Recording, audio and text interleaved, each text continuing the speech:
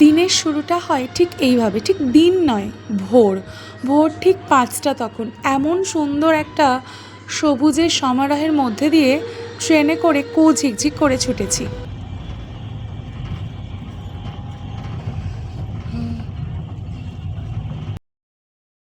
দেখা মিলল ব্রহ্মপুত্র নদেরও, যা এই আসামের মধ্য দিয়ে প্রবাহিত হয়েছে। অনেক চওড়া এই নদ, আর আমার মামপুস তো খুব খুশি। ঘুনুঘুনিদার ভেঙে গেছে, আর এখনই সে একটু বিস্কিট নিয়ে মজার তারে খাচ্ছে। ব্যাস, এই আমরা মজা করতে করতে চলে এসেছি আমাদের ডেস্টিনেশন গৌহাটিতে। এখানে নেবেই ইনোভা গাড়ি, যেটা আমাদের আগে থেকে বুক করাই ছিল, এই গাড়িতে উঠে পড়ে যাত্রা শুরু আমাদের গৌহাটির হোটেলের দিকে। গৌহাটি স্টেশনটা বেশ পরিষ্কার পরিচ্ছন্ন, ঝাঁ চকচকে যাকে বলে।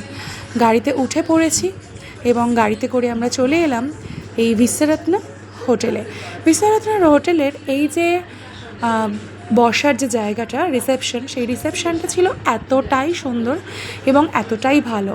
3 স্টার 4 স্টার হোটেলে যে অ্যাম্বিয়েন্স, সেটা সত্যি এখানে অসাধারণ, খুব সুন্দর লাগছিল। সেখান থেকে বেশ কিছুক্ষণ সময় সেখানে কাটালাম, কারণ এসেই তো আর রুম পাওয়া যায়নি। চেক ইনের যে টাইমটা ছিল, আমরা তার বিফোর টাইমে চলে এসেছিলাম। এখানে চেক ইনের টাইম 12টা, আমরা চলে এসেছিলাম 11টার মধ্যে। যাই হোক, আমাদের কিন্তু তাড়াতাড়ি রুম অ্যারেঞ্জ করে দেওয়া হয়েছিল, কারণ আজ আমাদের যাওয়ার কথা কামাখ্যা মায়ের মন্দির দর্শনে। সেই জন্য আমাদের তাড়াতাড়ি যেতে হবে, সেই জন্য রিকোয়েস্ট করাতে ওনারা আমাদের রুম দুটো খালি করে দিয়েছিলেন। চলে এসছি এইরকম ব্যালকনি দিয়ে এমন একটা সুন্দর রুমে। এই রুমে ঢুকতেই হয়েছে একটা পাসওয়ার্ড দিয়ে, পাসওয়ার্ড কি লক দিয়ে ঢুকেছি। তারপর এমন সুন্দর একটা বাথরুম, যেখানে সমস্ত ধরনের আধুনিক ফ্যাসিলিটিস অ্যাভেলেবেল। ভীষণ সুন্দর একটা রুম, আর খুব সুন্দর বাথরুমটা, ঝাঁ চকচকে পরিষ্কার পরিচ্ছন্ন। আর এই যে ঘরের সামনেই আছে কাভার্ড আলমারি, যেখানে জামা কাপড় আমি রাখতে পারবো। এখানে আছে এই লক অ্যান্ড কি, এখানে পাসওয়ার্ড দিয়ে লক ওপেন করতে হয়, তারপরে পাসওয়ার্ড দিয়ে ভিতরে কোনো কিছু জিনিস রাখলাম, দেন পাসওয়ার্ড ইউজ করে সেটা বন্ধও করে দেওয়া যায়। এখানে প্রচণ্ডভাবে টাইট সিকিউরিটির ব্যবস্থা করে রাখা হয়েছে, তাই জন্য। এখানে আছে ইলেকট্রিক কেটল, যেখানে ইচ্ছা মতো চা কফি বানিয়ে খাও নিজের মতো। আর এই যে আমার পছন্দের সেই আয়না, আছে টিভি, আর আছে ফ্রিজ, যেখানে যে কোনো ধরনের কোল্ড ড্রিঙ্ক, আইসক্রিম, এই ধরনের খাবার দাবার বা ফ্রিজে রাখা যায় এমন কিছু খাবার, ঠান্ডা রাখতে কোনো খাবার এনে রাখাই যায়। আর এই হচ্ছে এমন সুন্দর ঘর, এখানে বসার জায়গা, আর এখানে হচ্ছে দুর্দান্ত ডিলাক্স রুম যাকে বলে, ভীষণ সুন্দর। আর বিছানাটা, গদিটা তো খুবই নরম, খুব সুন্দর একটা অ্যাম্বিয়েন্স, এবং তার সঙ্গে সঙ্গে এমন সুন্দর একটা রুম। এখানকার স্টাফেদের বিহেভিয়ার সত্যি ভীষণ ভালো। আর এই যে এখানে পাসওয়ার্ড ইউজ করে দরজা খুলতে হয়, এটাও একটু নতুনত্ব লাগলো, বেশ ভালোই লাগছে। আর এই যে ভিউটা, মানে বাইরের ভিউটা হচ্ছে গ্রিনারি, জানলা খুললেই গ্রিনারি দেখতে পাবো।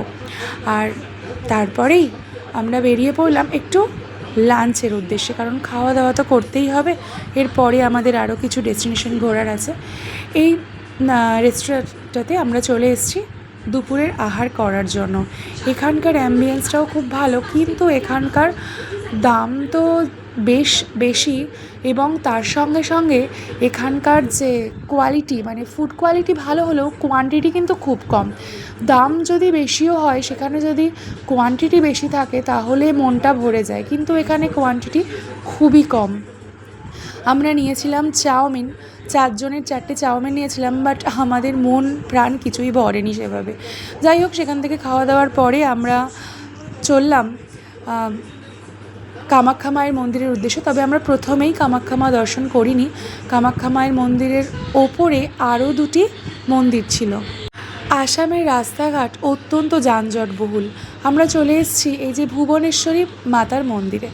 তো ভুবনেশ্বরী মাতার মন্দিরের ওপর থেকে এরকম একটা সুন্দর ভিউ দেখা যাচ্ছে চারিদিকে, বেশ অনেকটা বড় মন্দির চত্বর, কিন্তু ভিতরে মায়ের মূর্তি বা ভিতরের কোনো রকমভাবে কোনো দৃশ্য ফটো তোলা নিষিদ্ধ।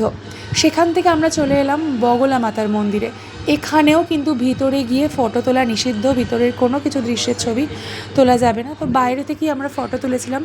তারপর আমাদের যে নিজেদের যেখানে আসার উদ্দেশ্য, যার জন্যই এই ভ্রমণের উদ্দেশ্যে আসা, সেটি হচ্ছে কামাখ্যা মা দর্শন।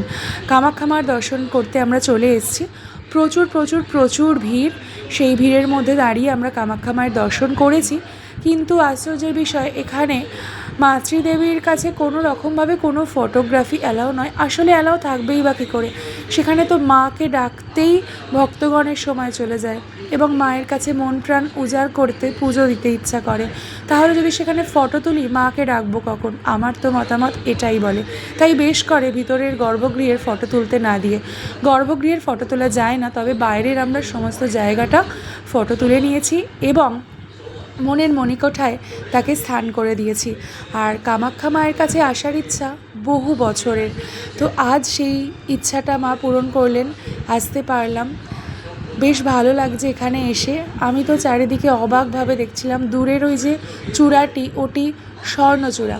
তো সেখান থেকেই আমরা এরপরে হোটেলেও ফিরে আসি। তারপরে রাতের আহার এই যে ধোসা আর হচ্ছে উত্তাপাম, আজ এখানে।